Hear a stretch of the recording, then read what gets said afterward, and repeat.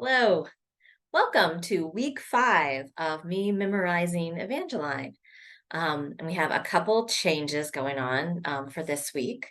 Um, the most noticeable one, is probably that I am not blurring my background, cleaned up my bulletin board a little bit, and now you can tell that I am that special age range where I'm young enough that I'm fairly internet savvy and love memes and going on Twitter. Well, I used to love going on Twitter. Anyway, I can't anymore because I have a flip phone and I wasn't going to pay to be able to do multi-factor. Anyway, that's another story. But anyway, so I'm of that age. But I'm also I print them out, the ones I like. I print them out and I put them on my bulletin board. I still want that hard copy. So as you can see, like there's someone's tweet. I printed out a tweet and put it on my bulletin board. It was a really good tweet, you gotta preserve these things. Anyway, so my background is not blurred. If you have thoughts and suggestions about my bulletin board, feel free to share. And another change is that I am now saying Evangeline instead of Evangeline. Decided to do as the learned folk do. So that was actually a pretty big decision on my part, to decide to pronounce it that way. But I figured I would go with more of the conventional pronunciation, um, rather than kind of how I had heard it, sometimes. Um, I have some poems that are about that, about accents and about using more sort of received pronunciations of things. And maybe I'll make some videos of me reading those poems. That would be a good idea. So those are some changes. During this, so another change, hopefully, if I can figure it out, I'm going to put specific chapters into the video. That way, if you are just here for the poem and you're like, I don't want to hear this woman ramble, come on, get to the poem. Then you will be able to skip directly to that. Or if you're like, yeah, I know you can do the beginning. Thanks. I've watched the other videos. I just want to see the new stuff. I want to see you stutter around with the new stuff. Hopefully, fingers crossed, I'll be able to do that. So that should also be another change for y'all. Interesting thing I learned, working on this week's section. Did y'all watch Buffy? I have lots of mixed feelings and thoughts about Buffy in light of the Joss Whedon stuff. But so I came across a word in this week's section, which hopefully hopefully I will make it to it. That I was like, oh, Angelus, because there's, when Angel, well, spoilers, but it's a pretty old show. Angel becomes Angelus, and that's how they say it. But then when I was reading the poem, I was like, oh, the accent's not right, for the meter. And knowing Longfellow, I mean, like, it's not beyond Longfellow. If you've read Song of Hiawatha, it is not beyond him to just like be like, yeah, emphasize that syllable, even though it's not how you would normally say the word. He doesn't do it a lot, but he does do it. So then I looked it up. That's not how you say it. And I'm like, come on, Buffy. I was relying on you to tell me how to say this word. Anyway, so fingers crossed that I did look it up to see how to say it. And fingers crossed that I say it the right way and don't fall back on the Buffy pronunciation.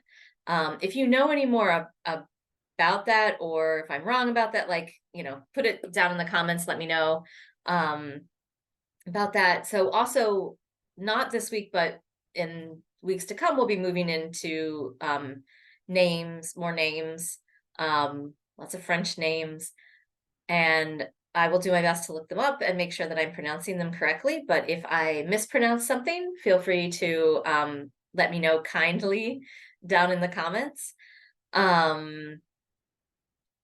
Yeah, so that's what I got.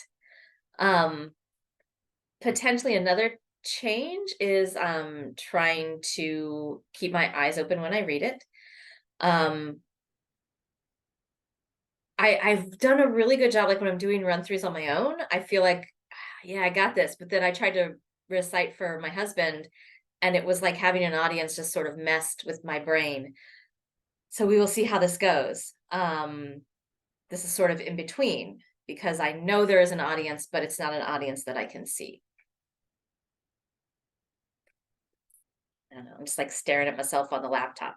It's an audience of one. Maybe I'll recite it to the possum and the bat and the spider and all the other, other things back there on the board. Anyway, okay. Okay, let's do this. Week 5. Eyes open. But I'm not, they're open at least. I'm going to keep them open. This is the forest primeval, the murmuring pines and the hemlocks, bearded with moss and in garments green, indistinct in the twilight, stand like druids of eld with voices sad and prophetic, stand like harpers hoar with beards that rest on their bosoms. Loud from its rocky caverns, the deep-voiced neighboring ocean speaks, and in accents disconsolate answers the wail of the forest. This is the forest primeval, but where are the hearts that beneath it lit like the roe when he hears in the woodland the voice of the huntsman? Where is the thatched roof village, the home of Acadian farmers, men whose lives glided on like rivers that water the woodlands, darkened by shadows of earth, but reflecting an image of heaven? Waste are those pleasant farms, and the farmers forever departed, scattered like dust and leaves, when mighty blasts of October seize them and whirl them aloft and sprinkle them far o'er the ocean. Naught but tradition remains of the beautiful village of Grand Prix. Ye who believe in affection that hopes and endures and is patient, ye who believe in the beauty and strength of woman's devotion, list to the mournful tradition still sung by the pines of the forest. List to a tale of love in Acadie, home of the happy. Part the first. In the Acadian land, on the shores of the basin of Minas, distant, secluded, still, the little village of Grand Prix lay in the fruitful valley. Vast meadows stretched to the eastward, giving the village its name and pasture to flocks without number. Dikes that the hands of the farmers had raised with labor incessant shut out the turbulent tides, but at stated seasons, the floodgates opened and welcomed the sea to wander at will o'er the meadows. West and south there were fields of flax, and orchards, and cornfields, spreading afar and unfenced o'er the plain. And away to the northward, Blomidon rose, and the forests old, and aloft on the mountains, sea fogs pitched their tents, and mists from the mighty Atlantic looked on the happy valley, but ne'er from their station descended. There, in the midst of its farms, reposed the Acadian village. Strongly built were the houses, with frames of oak and of hemlock, such as the peasants of Normandy built in the reign of the Henrys. Thatched were the roofs, with dormer windows, and gables projecting over the basement below, protected and shaded the doorway. There, in the tranquil evening of summer, when brightly the sunset lighted the village street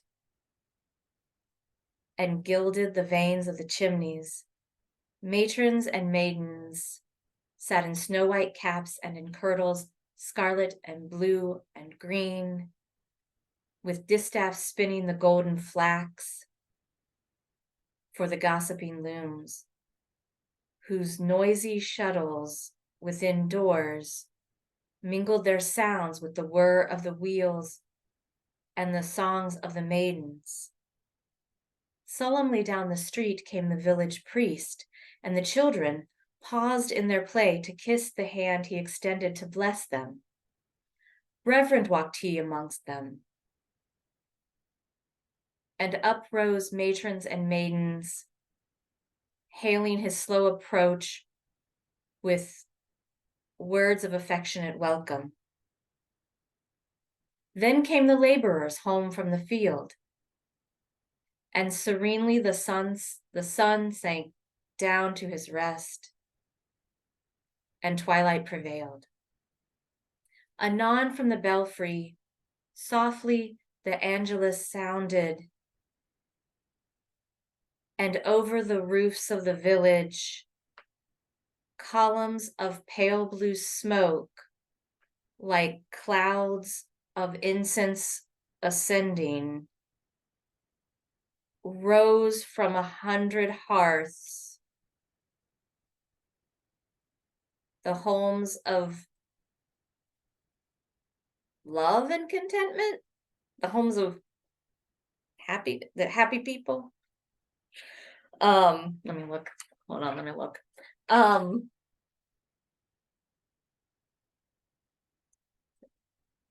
Oh, the homes of peace and contentment.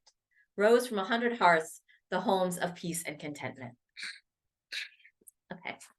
But not terrible. And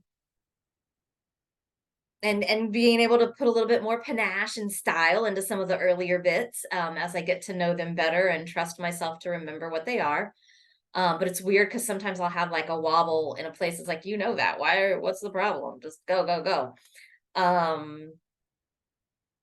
We'll see how it goes as I continue to build. Like, really, it feels like I've memorized so much. And I have, but I've memorized like, not even a page and a half, and there's like all this remaining. I don't know. We'll see, huh? Okay, well, thank you for stopping by.